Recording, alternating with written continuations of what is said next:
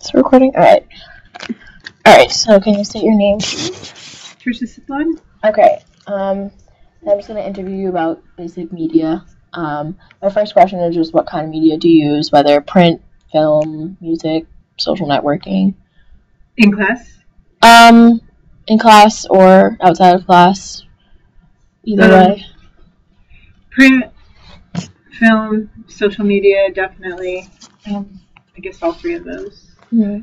Okay, which one do you use the most, do you think? It actually kind of depends on what I'm doing. I do a lot of work with student organizing, and we do tons and tons of social media. For courses, in intro courses like American National Politics, it's mainly print, and online stuff that used to be print, like the New York Times, and occasionally film. Less on social media, but some of my upper division, like my global politics of AIDS, we use social media in there too. Gotcha. And do you think this has affected you socially at all? Using social networking? Yeah, I think that something that I think is probably interesting for a lot of professors and students is that I think that the parameters of professional versus social have gotten a lot more blurred. I'm Facebook friends with a lot of my students, and 5 years ago I was really hesitant to do that, and now I hardly even think about it. I think it is kind of interesting. I think professors used to try harder to keep more of a social distance from their students, and now I just don't even think that's realistic, and I don't think it's particularly helpful either. Yeah. If you were trying to communicate with someone, maybe about a confrontation or something, what would you use? Would you just use word of mouth, or would you avoid confrontation and try to text them or Facebook them? I think that confrontation situations are still mostly better dealt with personally. I think that texting especially is a really, really tricky one. Because it's so easy to misunderstand. Yeah, absolutely.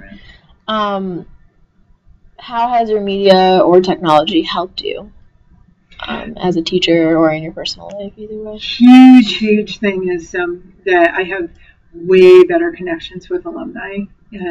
I'm super in touch with alumni because it's so easy to be on Facebook, and I know what they're doing, and I know when they're coming in town, and it's definitely strengthened a lot of those bonds. Does it help your relationship with your students now? Yep. It makes organizing stuff way easier. If you want to do something with the students all together, you just create an event. If you want to pull together students to work on a project together, you just pull them together, and it makes that kind of thing, any kind of group thing, a million times easier, and it also makes communication one-on-one easier too. For sure. Yeah. If you did a media fast for like a week where you just gave up your cell phone, gave up email, would you feel a little helpless, or is it kind of like a safety net? Sure. Sometimes. Yeah. Okay. In what ways do you think media has changed your life? Because we're both in a stage where we've kind of seen it transforming throughout our life, and I think it's definitely made me look much less private. I post pictures on Facebook all the time, both like personally and like yesterday. The students I work with, we did a die-in, and an hour later I put the pictures up online, and it's made my life less private. And the other thing that's funny about that is after I put the pictures up online, a couple of my students from the University of Jordan wrote and said, we're trying to organize here. Can we use the pictures? And it's made my life less private, and it's also made my life much more interconnected, not just on campus, but sort of really literally globally. Right, so it's benefit. What's your primary news source? I read a lot of Al Jazeera English. I got used to that when I lived in Jordan, and I still think it's, for world news, the best source I know of. And honestly, I have to say that Facebook is becoming more and more of a news source because Really? people will post articles, and it's always stuff that I can select. This is exactly something I'm interested in, so I'll go read that article. For sure. Do you read print journalism anymore? If it's in front of me, if it's really easy to get, I'll read it, in print, New York Times or a Burlington Free Press. And actually, the one print I still read a lot of is 7 Days, Okay. probably because it is just in front of me and easy. Right. Okay. Any last thoughts about social media or regular media in general? How it's changed your life, changed your relationship as a teacher?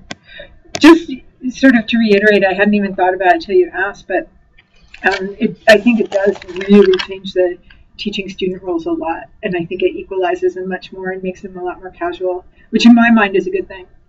But yeah, so you just feel more connected or like up on the times because you have, and it lets you know more about your students, and they know more about you as a person. It's you have the same birthday, or you both like skiing a ton, and maybe that would come up in class, but probably not. But you just see it when you're on some kind of social network thing together. Right. Do you ever find it awkward between your students, or, you see it as mostly an advantage? Mostly an advantage. I think the only thing that it makes it harder is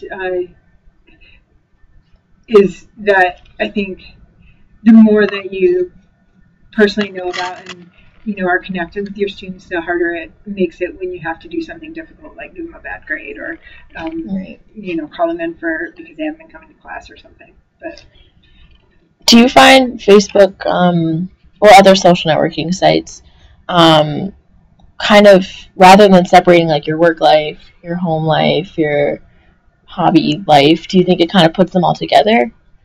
Yeah, for me it does. Yeah. Okay. All right. Well, thank you very much. You're welcome.